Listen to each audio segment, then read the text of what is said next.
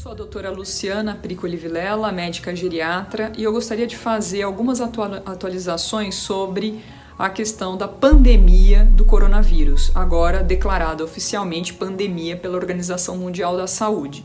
Essa era uma declaração que nós, profissionais de saúde, já esperávamos que ia ser feita, faltavam alguns dias apenas, e pronto, já sabemos que se trata de uma pandemia, ou seja, uma infecção que está disseminada pelo mundo inteiro. Ainda assim é importante a gente não se deixar levar também pelo clima de histeria, essa sim, a pandemia da histeria, que foi motivo de um vídeo que eu fiz há alguns dias. Agora eu gostaria de fazer algumas atualizações sobre o que nós temos de informações. Inclusive, eu vou mencionar algumas informações que eu tenho de profissionais de saúde e de pessoas, contatos meus que moram em alguns países da Europa. Eu morei durante alguns anos na Itália, portanto eu tenho também várias informações diretas de lá. O que está acontecendo na Itália? A Itália foi um país cuja infecção pelo coronavírus se disseminou muito rapidamente. E hoje, nessa última semana, o governo italiano precisou fechar as suas fronteiras e não só isso, fechar toda a circulação, impedir a circulação dos cidadãos, a não ser com motivos graves, motivos importantes, para que todas as pessoas fiquem reclusas em suas casas na tentativa de conter a disseminação do vírus. Porque o que está acontecendo? Volto a repetir as informações dadas no vídeo anterior de que o coronavírus, para a imensa maioria das pessoas, causa um resfriado leve. Cerca de 80% dos casos vão ter infecção respiratória leve. Agora, os outros 20% vão ter manifestações um pouco mais intensas. E especialmente os idosos, por isso que eu, como geriatra, me preocupo com isso, especialmente os idosos são aqueles que têm maior suscetibilidade a terem quadros mais graves. Estão sendo feitos vários estudos de quais são as doenças associadas que podem piorar a evolução da doença. Uma delas, por exemplo, é a hipertensão arterial, que é um problema extremamente comum. Boa parte dos idosos tem hipertensão arterial. Ainda não se sabe qual é essa relação, mas hipertensão arterial, diabetes, doenças pulmonares e outras doenças crônicas sistêmicas são fatores de risco para que os idosos tenham uma infecção mais grave. Então, diante disso, o que é que está acontecendo no Brasil? O Brasil agora já tem diversos casos de coronavírus. O número de casos só tende a aumentar, porque agora nós temos contaminação interna, ou seja, contaminação não de pessoas que viajaram para o exterior, mas pessoas que voltaram do exterior já estão começando a contaminar o resto dos cidadãos, e portanto nós vamos viver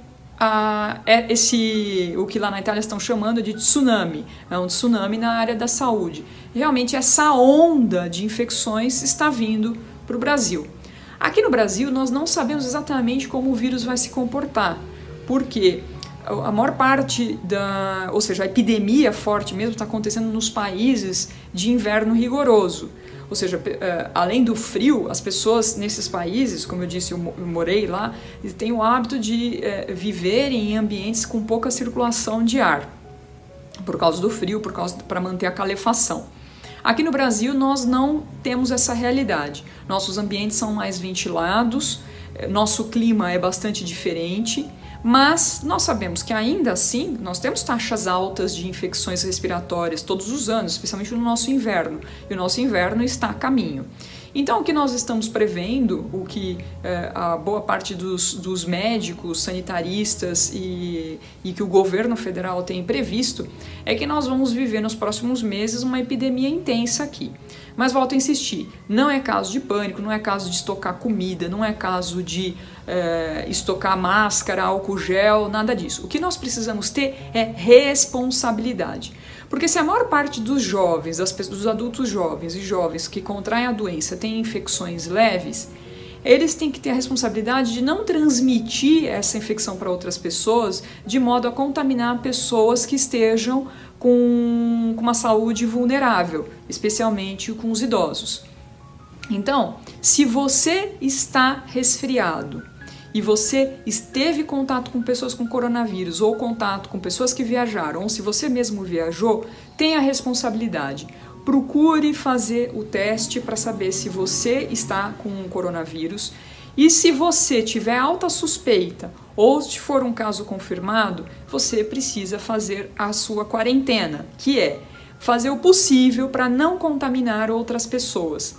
Ficar 2 semanas, a quarentena que tem sido orientada para o Covid-19 é essa, de 14 dias, com o mínimo possível de contatos com amigos, com familiares e com profissionais. Então, tente trabalhar de casa, negocie os escritórios, as grandes empresas estão com essa política também. Se você é autônomo ou tem problemas profissionais para ficar recluso, você precisa comunicar isso de qualquer forma, porque você tem que assumir a responsabilidade para tentar conter a disseminação do vírus. As pessoas doentes, essas sim, devem usar máscaras, especialmente quando elas saem em público, quando elas têm que sair na rua. Usem máscaras. Sempre aquelas recomendações para quem tem infecções respiratórias, volto a insistir, que é a de tossir com lenço, espirrar com lenço, ou se não tiver o lenço, usar o braço, usar a manga da roupa, para que a gente não dissemine vírus pelo ar. Lavar sempre as mãos. E lavagem das mãos, ela tem sentido. Depois eu posso fazer um vídeo de como que se lava as mãos, mas a lavagem de mãos adequada tem que englobar toda a mão e ela deve levar cerca de 30 segundos, de 20 a 30 segundos. Uma dica, você pode cantar parabéns para você 2 vezes, que dá mais ou menos o tempo de lavagem mínima de mãos. Usando água e sabão. Pode ser também usando álcool gel, que é um pouco mais rápido, 20 segundos costuma ser o suficiente. Então, lavagem das mãos, proteção contra espirros e tosse, e para todo mundo que tiver com sintomas respiratórios. Se você tiver contato ou você for uma pessoa com coronavírus, com a infecção por coronavírus, tenha a responsabilidade para evitar a contaminação de outras pessoas. Comunique os seus contatos. E, por fim, aos profissionais de saúde, nós vamos precisar ter um cuidado extremado. E aqueles que cuidarem diretamente de pessoas contaminadas com coronavírus vão precisar tomar cuidados especiais, inclusive usando aquela roupa tipo escafandro, que é o que nós temos visto que os chineses e os italianos têm usado. Máscara, óculos de proteção contra gotículas e toda a roupa. Mesmo assim, nós sabemos que a taxa de infecção dos profissionais que cuidam diretamente de pacientes com infecções graves, a transmissão tem sido alta. Portanto, não é exagero usar toda aquela proteção. E por fim, quem é que precisa procurar o atendimento médico? Porque aquelas pessoas que estiverem contaminadas, que estiverem resfriadas, se estiverem com uma infecção leve, devem evitar sair de casa e devem evitar ir aos serviços de saúde. Para quê? Para a gente não sobrecarregar os serviços de saúde e também para a gente não aumentar a transmissão.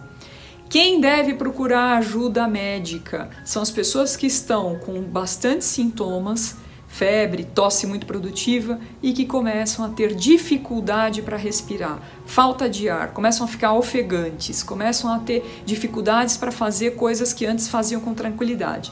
Essas pessoas podem estar evoluindo para uma pneumonia, que é uma situação mais séria e que precisa sim de tratamento direto.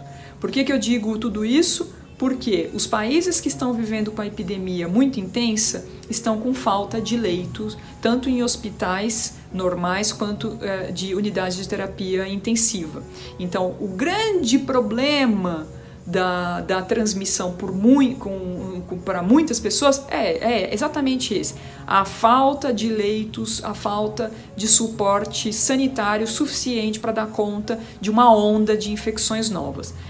Depois que tudo isso passar, que essa onda passar, provavelmente esse vírus vai entrar no nosso hall de possibilidades de infecções e já não causará tantos problemas. Mas nas próximas semanas, nos próximos meses, nós precisamos ter serenidade e prudência.